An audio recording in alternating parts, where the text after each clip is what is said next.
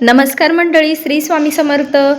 स्वागत आहे तुमचं माझ्या यूट्यूब चॅनलवरती. आजचा दिवस तुम्हाला खूप छान सुखाचा आनंदाचा जावो हीच मी श्री स्वामी समर्थांच्या चरणी मनापासून प्रार्थना करते आणि या नवीन व्हिडिओला सुरुवात करते. तर मंडळी, येत्या 6 जानेवारी 2026 वार आहे मंगळवारी. या दिवशी आलेली आहे अंगारकी संकष्ट चतुर्थी. नववर्षाची सुरुवातच झाली आहे आणि या नवीन वर्षाच्या सुरुवातीलाच अंगारक योग जुळून आलेला आहे. मंडळी, कोणत्याही कार्याची सुरुवात करताना सर्वप्रथम श्री गणपती बाप्पाचे स्मरण आणि पूजन केले जातं. आपण जे कार्य हाती घेतो ते कार्य विघ्नहर्ता पार पाडतात. अडथळे, संकट, समस्या दूर व्हाव्यात आणि कार्यामध्ये यश प्राप्त व्हावं यासाठी गणपती बाप्पाचं आवाहन केलं जातं. यामध्ये चतुर्थी तिथीला खूप जास्त महत्त्व आहे आणि 2026 मध्ये पहिल्यांदा संकष्ट चतुर्थीला अंगारक योग जुळून आलेला आहे. हा दिवस अतिशय शुभ मानला जातो. मंडळी, गणपती बाप्पा हे सृष्टीचे कर्ता धर्ता मानल्या जात्या.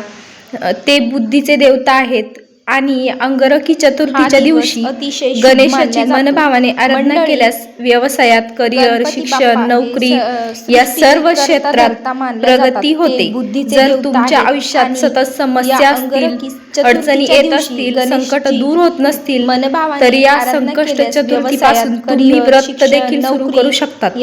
या दिवशी व्रत केल्यास वर्षभर येणाऱ्या सर्व चतुर्थीचे शुभ फळ प्राप्त होते. तसेच जे लोक दर महिन्याला संकष्ट चतुर्थीचं व्रत करणार असतील त्यांनी या नवीन वर्षातील पहिली अंगारकी चतुर्थीपासून हे व्रत सुरू करणे अतिशय फलदायी ठरतं. मंडळी, या दिवशी श्री गणेशजीची पूजा केल्याने सर्व प्रकारचे संकट दूर होतात. कारण गणपती बाप्पा संकट तारण म्हटल्या जाते. त्यांची उपासना केल्यानं जीवनातील अडथळे दूर होतात, घरात सुख समृद्धी येते, धनलाभ होतो आणि व्यवसायात वाढ होते.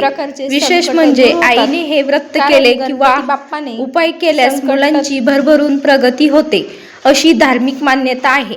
मंडळी, संकष्ट चतुर्थीच्या दिवशी खास करून मुलांसाठी काही प्रभावी उपाय केला जातो.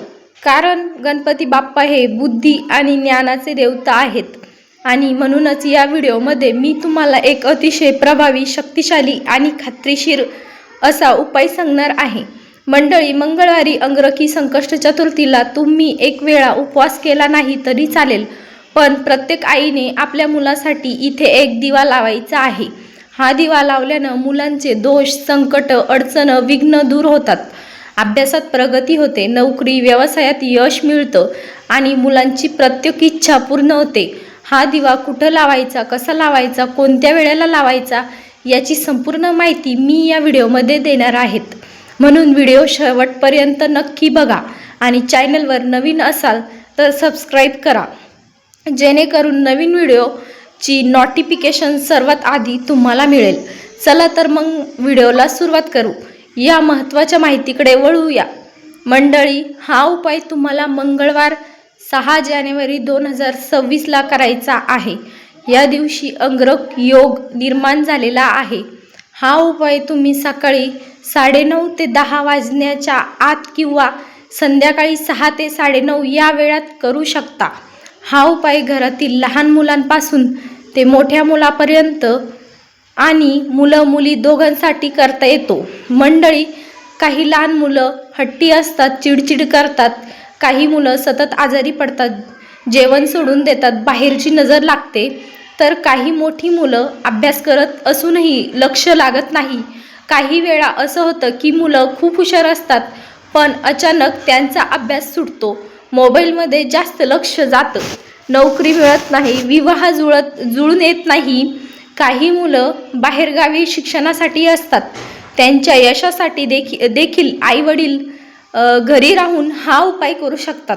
हा उपाय अत्यंत प्रभावी आणि 100% फलदायी आहे. जर आईला काही अडचण असेल तर वडील हा उपाय करू शकतात.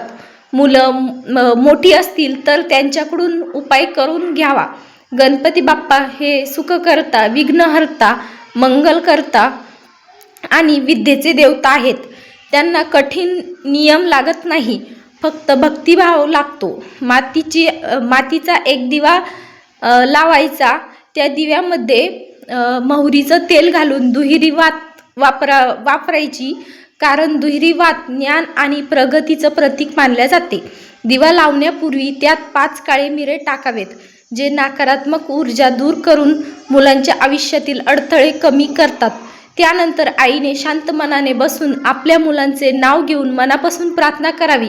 माझ्या मुलांची बुद्धीत वाढ होऊ दे, अभ्यासात लक्ष लागू दे आणि परीक्षेतील अडथळे दूर व्हावेत, असं संकल्प सोडवावे.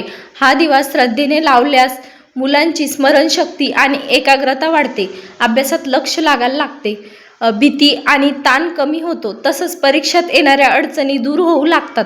हा उपाय करताना राग, घाई किंवा नकारात्मक विचार टाळावेत, कारण अंगारकी संकष्ट चतुर्थीच्या दिवशी मन शुद्ध असणे सर्वात महत्त्वाचे मानले जाते. श्रद्धेने आणि नियमाने हा उपाय केल्यास गणपती बाप्पाची कृपा तुमच्या मुलावर नक्की होईल आणि तुमच्या मुलांचं अभ्यासात मन लागेल. तर ही माहिती आवडल्यास व्हिडिओ जास्तीत जास्त गरजू लोकांना शेअर करा आणि लाईक करा.